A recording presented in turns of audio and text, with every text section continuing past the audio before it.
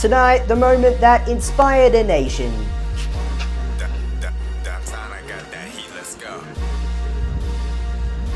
Little Cleo found alive as charges get laid on her abductor.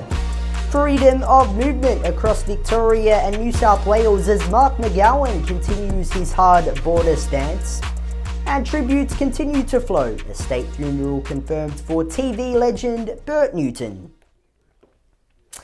Good evening. Well, the nation held its breath for 3 long weeks, but little Cleo Smith has finally been returned to her family.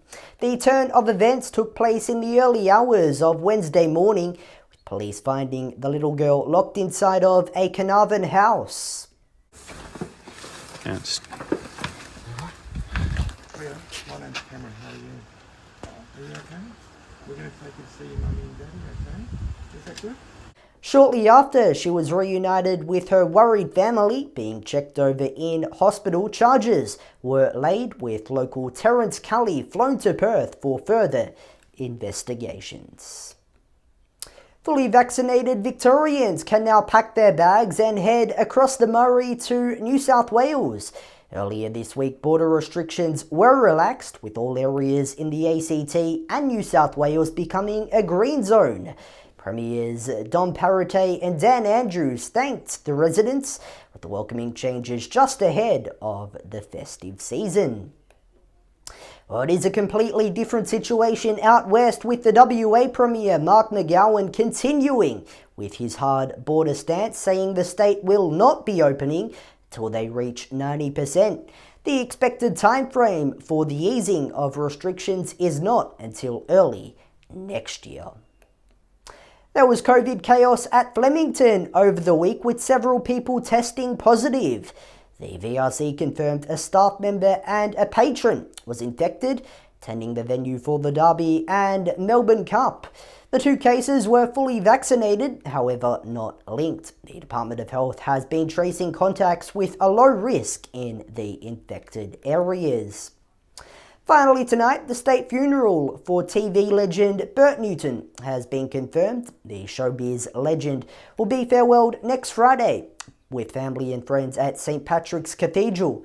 The service will also be broadcast on major TV networks here in Melbourne. So it should. What a legend. As we head to the Skycam, and Melbourne is in for a cloudy day tomorrow, your Monday, a top of 18 degrees. And now it's time we head to the crew for this week's edition of Think a Minute. Just think a minute. It could change everything.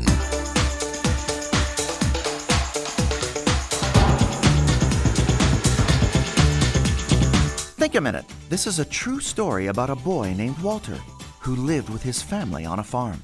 One day when Walter was 7 years old, he went exploring and was so surprised to see an owl sleeping on a low branch of a tree. He remembered his father telling him that owls rest in the daytime and hunt at night. Walter thought, what a great pet that funny bird will make, if he could just get close enough to catch it before it woke up. So very quietly he moved closer, until finally he was standing right under the owl. Slowly he reached up and grabbed the bird by its legs. But the owl suddenly woke up and began beating its wings and screeching loudly as it fought for its life. But as scared as this young boy was, Walter still held on to it. In fact, he threw the bird down to the ground and stomped on it again and again.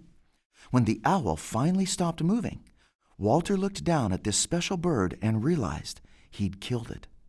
He felt so sad and guilty as he ran home crying. Later that day, when he returned to bury the bird, he was still crying. In fact, he regretted it for years and was so ashamed he didn't tell anyone what he'd done until many years later.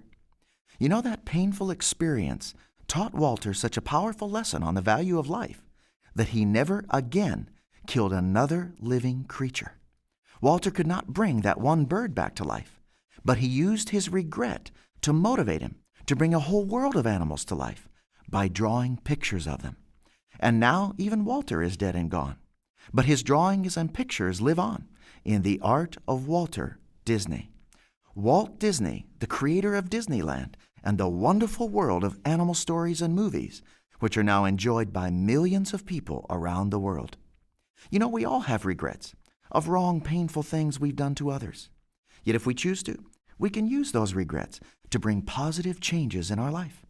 So won't you ask forgiveness from your Maker, whom you've hurt the most by not living His right way that He created for you to enjoy? Then with His power, Jesus will also help you to use your regrets to make good changes in your life and the lives of others. Just think a minute.